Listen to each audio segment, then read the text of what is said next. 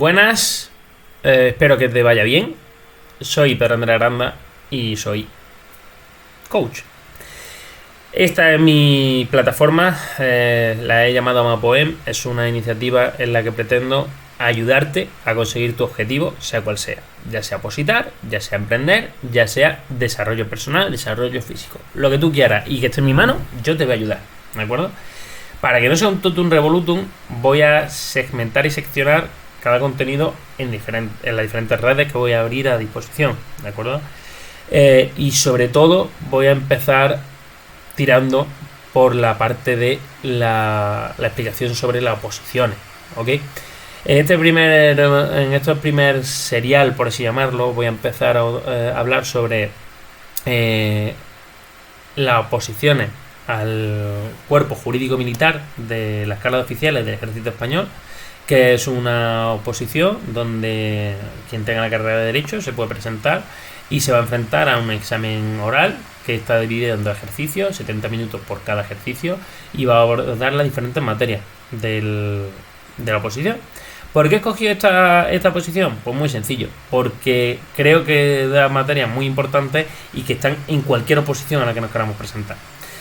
¿Esto significa que solo voy a hablar de derecho? Pues ya digo que no, que de hecho voy a estar a lo que vosotros me digáis. Yo me gustaría que esto tuviese repercusión y que lo viese bastantes personas para que me diesen el feedback para yo amoldarme a quien me ve. No sé si me explico. Entonces, empiezo por aquí porque es lo que yo sé, donde yo me siento cómodo, pero oye, lo que me ofrezcáis lo voy a aceptar y vamos a aceptar cualquier reto, ¿de acuerdo? Dicho eso, lo que me gustaría que cogiésemos, ¿no? Cualquier reto que se nos plantee, no se cobarde y tira hacia adelante. Dicho esto, vamos a empezar a ver cómo sería esta materia de esta posición, y vamos a empezar por la parte de los bloques de constitucional. Como vais a ver a continuación, son materias de primero de carrera de Derecho, ¿de acuerdo? ¿Qué voy a hacer? Pues voy a explicar, grosso modo, las diferentes materias que componen esta temática, y sobre todo voy a intentar dar ideas, claves, ayuda de cara al opositor que se está preparando esto, pues que vaya más preparado, ¿de acuerdo? Dicho esto, allá vamos, nos vemos al otro lado, ¿de acuerdo, compañeros? Un segundillo. Bien, lo dicho, empezamos por el bloque constitucional, que está compuesto de 23 temas. Cada vídeo que yo vaya realizando va a tener a lo mejor entre 10, 20 minutos. Habrá algunos vídeos que a lo mejor duren más, pero mi idea es que sean vídeos más bien cortitos, ¿de acuerdo? Empezando por este primer tema, tendríamos que analizar primero qué es el ordenamiento jurídico. Y como ya os he comentado, vamos a empezar desde lo más básico hacia allá, luego lo más específico.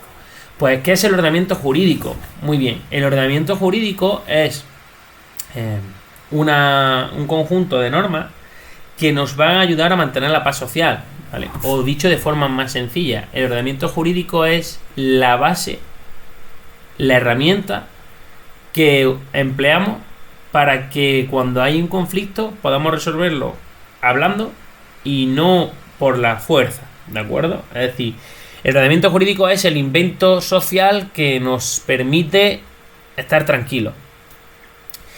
Dentro de esto tenemos que analizarlo en su visión histórica, y aquí las pinceladas que más importantes las daremos en el derecho natural y el derecho positivo, como son los que se enfrentan. ¿Qué es el derecho natural? El que nosotros recibimos de la madre naturaleza, de las deidades que nosotros estamos viendo. Es decir, es un derecho que se nos da. ¿Y qué es el derecho positivo? Es el derecho que nosotros generamos, que nosotros creamos, ¿de acuerdo? El primer ejemplo que tenemos fue la ley escrita de la ley de las 12 tablas de la antigua Roma. Posteriormente se fue desarrollando esta filosofía jurídica y podemos apreciar esta ley eterna, ley natural y ley positiva, que algunos autores decían que tenían que ir de la mano para que pudiese justificarse la una con la otra.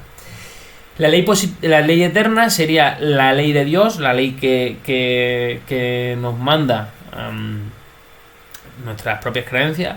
La ley natural sería la que nos rodea como animales que somos, como parte de la naturaleza en la que estamos integrados, y la ley positiva es la que nosotros generamos, ¿de acuerdo? Entonces, esos serían los tres puntos distintos. Ojo con esto. En el caso de la oposición del cuerpo jurídico militar, como es un examen oral y que nos dan realmente 70 minutos para hablar de 5 o 6 temas, no podemos estar ahondando en cosas para las 10. Entonces, lo más importante es ir a lo más preciso. La visión histórica, pues la pugna de qué pesa más, la ley que viene dada por la naturaleza o la ley que nosotros generamos. ¿Qué diferencia entre cada una de esas? Y que podamos centrarnos en eso. Una vez que ya hemos definido qué es el ordenamiento jurídico y hemos visto de dónde viene y esa perspectiva que tiene, tenemos que ver cuál es el ordenamiento jurídico español para saber dónde nos encontramos.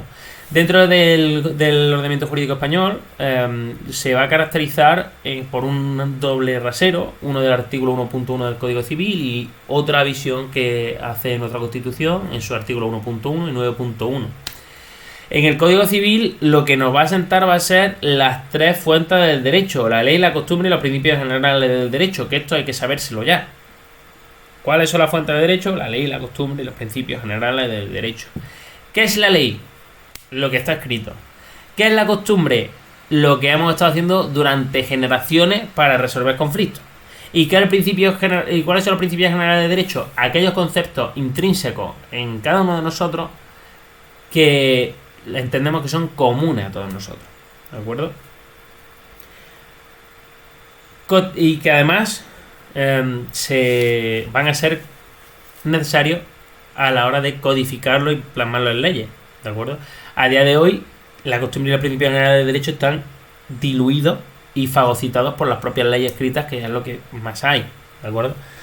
Por otro lado, tenemos la Constitución, que nos hace ese dibujo de un Estado social, democrático y de derecho.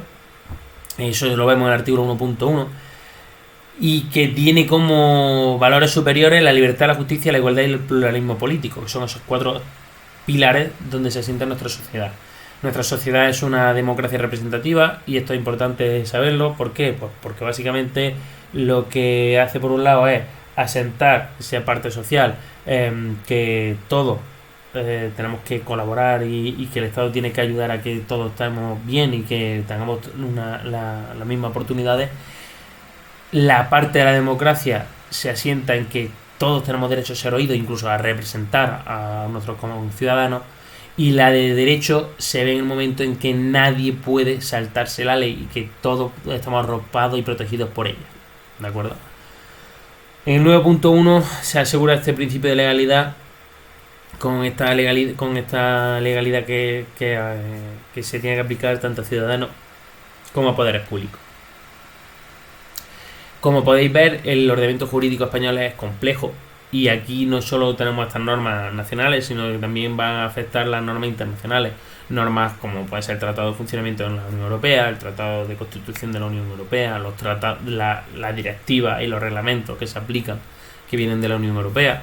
Todo este tipo de cosas, los tratados de la OTAN, los convenios que se firman en la ONU, todo este tipo de cosas. Es decir, como España no es un país que está aislado del mundo y que se compromete con sus vecinos, pues va a tener normas que vienen de fuera que se tienen que aplicar aquí, ¿de acuerdo? Y esa es esa complejidad que ya iremos viendo. Todo esto no os preocupéis, que se va a ir viendo más adelante en los sucesivos temas.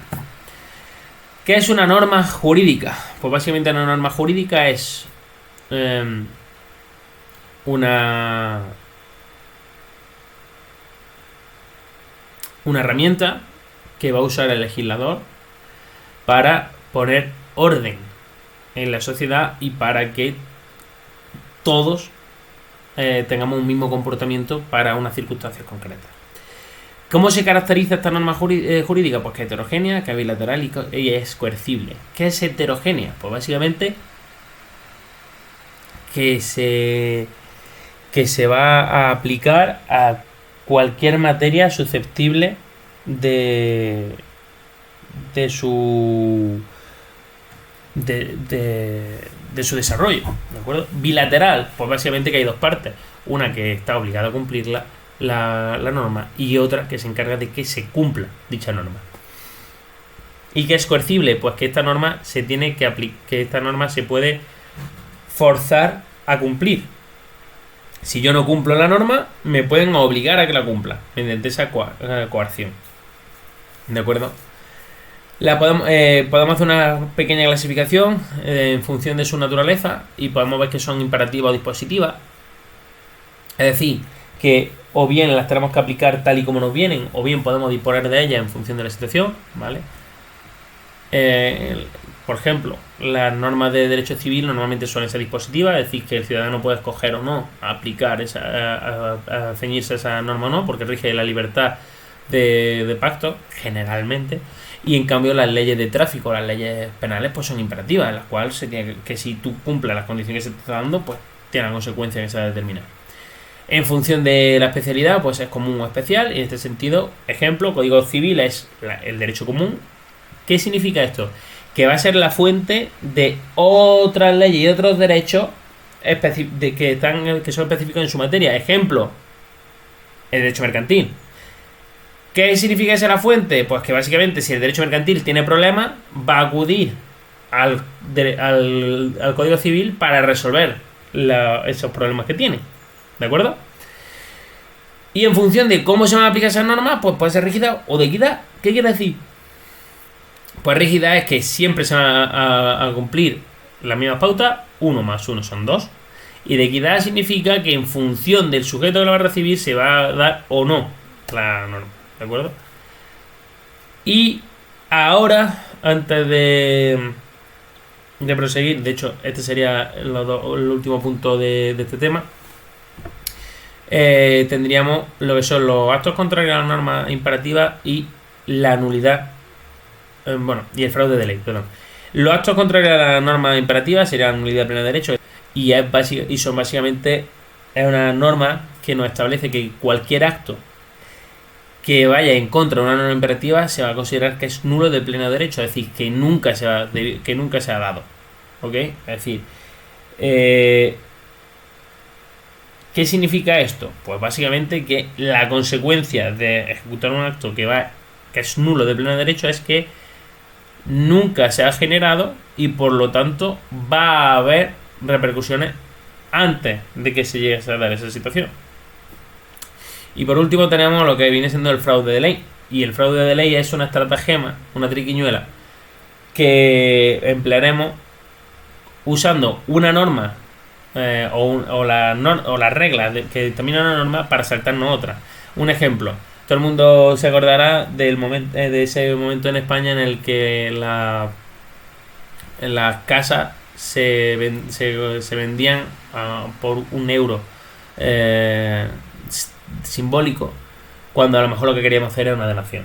¿Qué significa esto? ¿Por qué eso es un fraude de ley?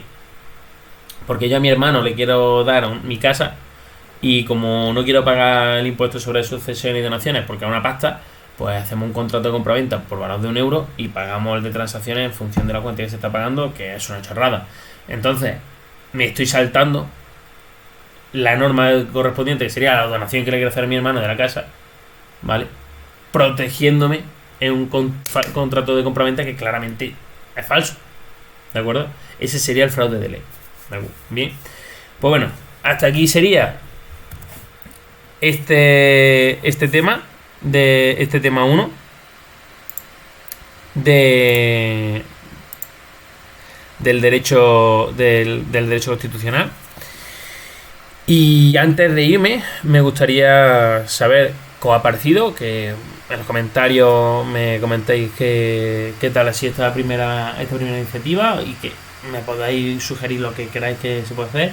Y no solo eso, sino también aprovechar para daros las gracias y que, bueno, ya digo que si os gusta esta iniciativa, este proyecto, que os suscribáis, que le deis a like, que le deis me gusta, que compartáis y que podamos ser muchos para que juntos podamos crecer. ¿De acuerdo?